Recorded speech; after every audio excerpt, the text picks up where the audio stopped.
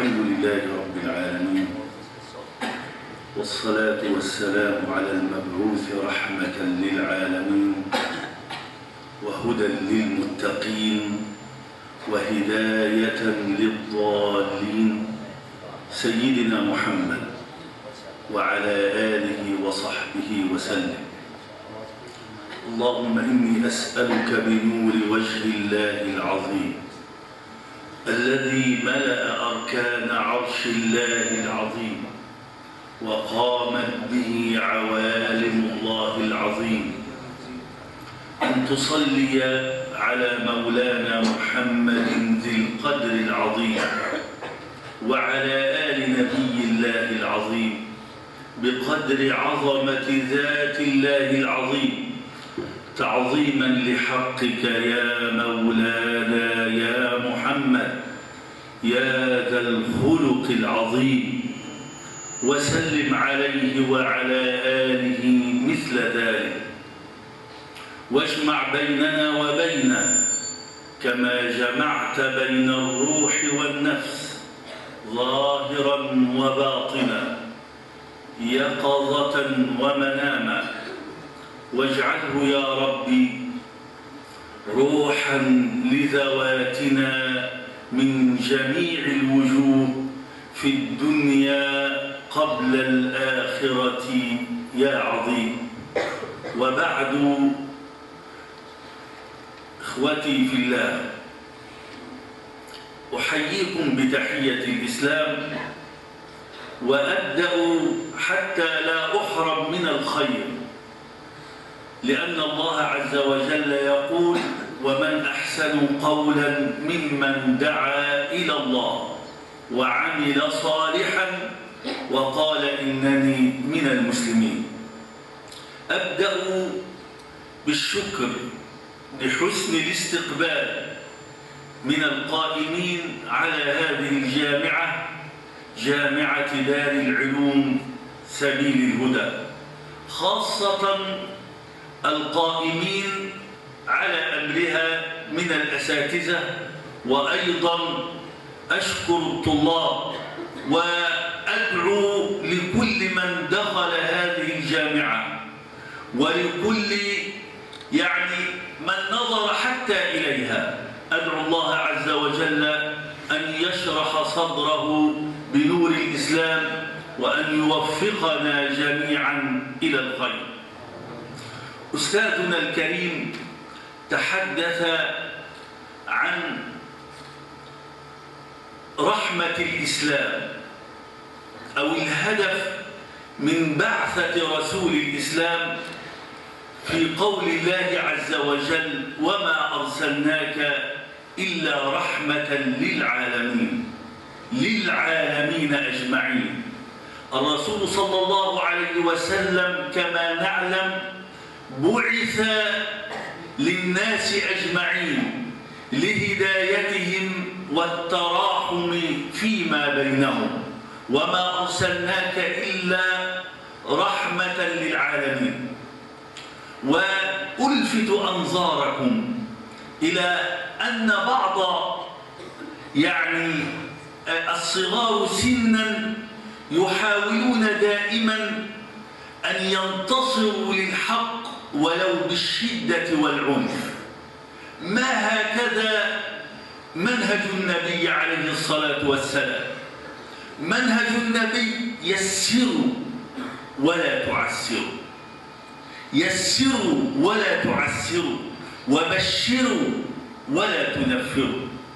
انظر إلى قول النبي صلى الله عليه وسلم: يسروا، هذا أمر بالتيسير، ولكن كلمة يسروا لا تقتضي التكرار، لا تقتضي التكرار، أي الاستمرار في التيسير.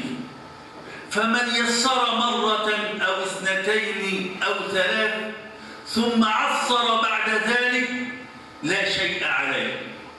ولذلك أردف النبي صلى الله عليه وسلم الأمر بالتيسير بالنهي عن التعسير، فقال: ولا تعسروا، ليشمل التيسير كل الأحوال، ويشمل التيسير جميع الوجوه. يسروا ولا تعسروا، وبشروا ولا تنفروا. هكذا هو الإسلام، يدعو إلى الله بالرحمة والتيسير. ولكن هناك صنف من الناس يتشدد في تبليغ الدعوة فيضر أكثر مما ينفع، يضر الإسلام أكثر مما ينفع. والتاريخ يعيد نفسه، أو كما يقولون ما أشبه الليلة بالبارحة. ولا شك أن هذا التشدد هو ضرب الخوارج والمعتزلة من قبل شددوا حتى أنهم نسوا الهدف الذي خلقهم الله عز وجل من أجله، ونسوا هدف الإسلام، هدف بعثة النبي صلى الله عليه وسلم، فقالوا بتكفير مرتكب الكبيرة أو بخلوده الأبدي في النار. ولا شك أن هذا منهج خاطئ. فنحن ندعو الناس إلى الله بالحكمة والموعظة الحسنة، وندعو الناس إلى الله بالحب أكثر مما ندعوهم بالخوف. ندعو الناس إلى الله بالحب أكثر مما ندعوهم بالخوف. ندعو الناس إلى الله بالترغيب أكثر مما ندعوهم بالترهيب.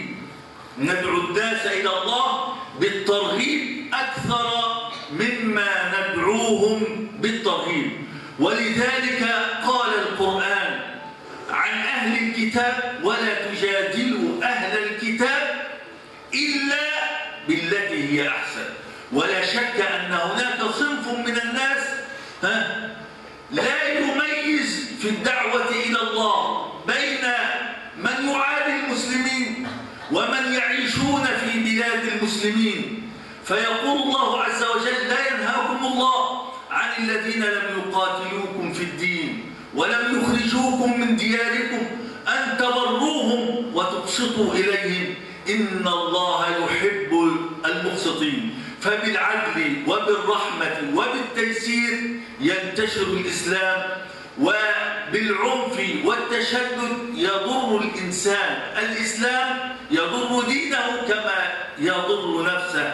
أكتفي بهذا القدر، وأسأل الله العلي القدير أن يجعلنا جميعا ممن يستمعون القول فيتبعون أحسنه. أولئك الذين هداهم الله وأولئك هم أولو الألباب. اللهم أشغل قلوبنا بحبك، وألسنتنا بذكرك، وأبداننا بطاعتك، وعقولنا بالتفقه في دينك.